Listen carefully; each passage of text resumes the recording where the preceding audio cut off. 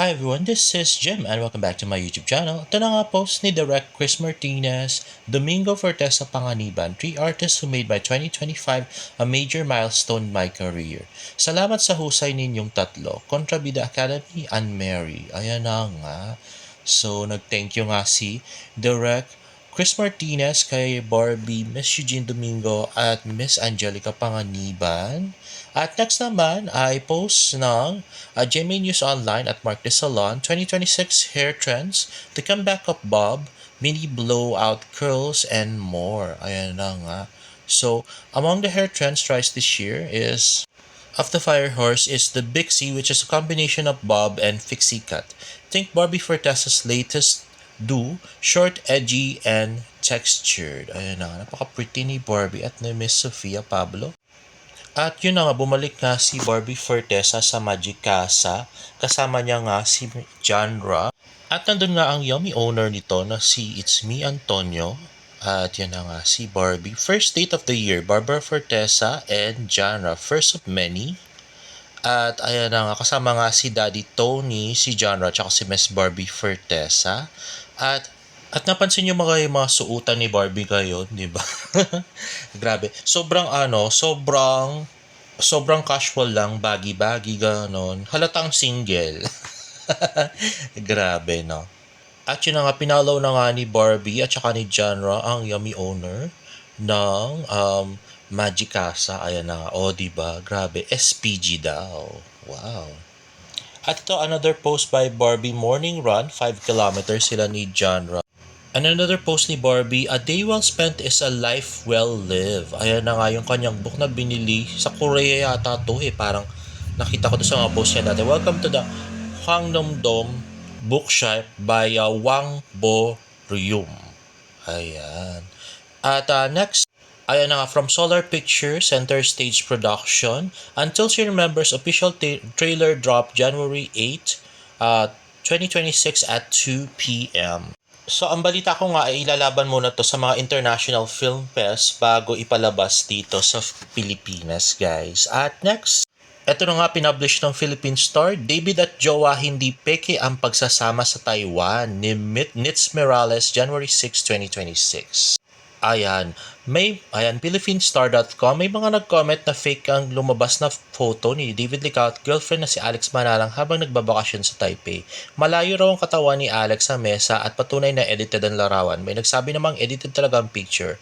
Malamig daw sa Taiwan ngayon at andun ang dalawa pero bakit naka-t-shirt lang ang suot ni Alex? Patunay pa na edited ang photo ni David at GF dahil original na photo ay wala si Alex. Sina David at friend nito at wife lang ang kasama. Gustong palawasin ng mga nagdududa na isiningit lang ang photo ni Alex. Inilabas tuloy ng isang fan ang post ng friend ni David na based pala sa Taiwan with his wife, ang photo nilang apat. Ang caption ng photo ay David Licauco with his true love and partner Alex Manalang. Ay, kahit na may legit evidence na mayroon pa ring ayaw maniwala. Basher lang daw ang Barda fan na nagpo-post ng balita tungkol kay David at Barbie Fortesa. Paulit-ulit na lang daw ang issue kay David. Ay parang ako yata yung yung basher daw. Grabe. Sa ngayon, kanya-kanya namang karir sila Barbie Fortesa at David, iba ang kasama. Gaya lang ni David at Jillian Moore na kasama sa action series na Never Say Die to air this January. And as for Barbie Fortesa, focus muna siya sa movies at coming soon ang film niya na Until She Remembers. O, diba? Pati Philippine Star, alam nilang legit yung photo namin. Grabe. Ayan journalist na yan nakikiayon sa amin, no? Tanga na lang talaga yung maniniwala kay Barda United, grabe. Ito pa nga isang Barda de Lulu, si Glenn 17. So dahil nga, sinabi ko na malabo yung picture nila at parang abnormal yung kamay ni David do sa picture, ay naglabas nga sila ng bagong picture na may may watermark na nga ni Renz Chu yung nag-post at nilabas nga yung kamay ni David Licauco at mas malinaw na nga, grabe. Kung kailan kami naglabas ay saka sila naglabas ng bagong edited na picture. Malayo nga sa nilabas ni Barda United kung saan nasa loob yung kamay ni David Licauco at super duper labo nga ng picture. Grabe, bukong-buko na sila, mag-i-edit pa ulit. Grabe, wala yata kahiyan tong mga taong to. Ay nako. At may nag-comment nga sa TikTok post ko kahapon, sabi, ang gwapo niyan sa personal makinis, nakita ko na siya kanina sa Ayala, Pasig. Simple lang pero ang lakas na dating. Mag-heart sign pa sana siya kaso nakapindot na ako. Tapos sabi ni ate, kahapon po yan sa Ayala, nagulat ako na pumasok ng CR. Hehe. Ayun na nga. Ayun, sana all nakita sa may CR si David. Charot. So ayun na nga, nakabalik na pala si David noon pang 7 to. So matagal na pala siya nakabalik, guys, no? So sana more sightings pa of David and Alex. Sana magkaroon na ng video at more pictures pa, no?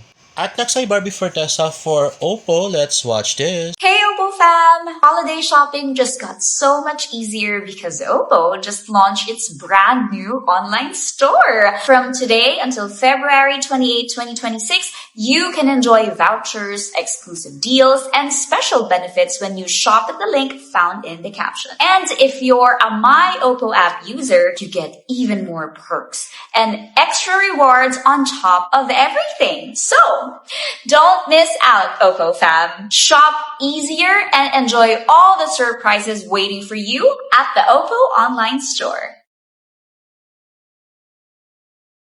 Ayun na nga, marami palang discount sa Oppo online store. Yun ay, kung bibili ka na naman ng bagong Oppo device, di ba? Ano pa kaya mga doon, vouchers nandun, at saka exclusive benefits. Anyway, next naman ay post ni Miss Barbie Fortesa, wala makakatakas sa mapaglinlang na mga alaala. Magbubukas ang pinto ng P77 starring Barbie Fortesa ngayong January 8 sa Prime Video. Oy, January 8 na pala. Ngayon na yun. Babala, may mga matang nakamasin. Binabantayan ng bawat galaw mo.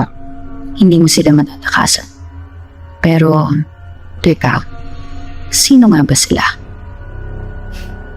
Malapit nang magbukas ang pinto ng P77. Naririnig mo na ba ang mga boses nila? Magpapahuli ka ba sa takot? Tuklasin ang lagim na nagtatago sa loob ng P77 ngayon January 8 na sa Prime Video. Babala. Ay wow, ngayon na pala siya. Panonood ko mamaya. At namimiss ko yung yung scene na yung nagtango sila ni JC Alcantara. Gustong-gusto ko yun. Ang ganda-ganda ni Barbie doon, grabe. At next nga, Instagram story ni David Licauco, Never Say Die extended sneak peek tonight at 24 oras. So wala pa nga kaming balita kung February or March ipalalabas yung Never Say Die kasi imposible na siyang ipalabas ng January dahil dapat meron na siyang ngayon, sinasabi kung kailan siya palalabas pero hanggang ngayon wala pa din at hindi pa rin nagla-last 3 weeks ang Sanggang Dikit kasi alam ko Sanggang Dikit yung papalitan niya eh. So abangan na lang natin kung kailan nila i-announce ang pagpapalabas ng Never Say Die. And there you have it guys. If you like this video, please give it a thumbs up and please subscribe to my YouTube channel for more Barda updates. See you in my next vlog. Bye!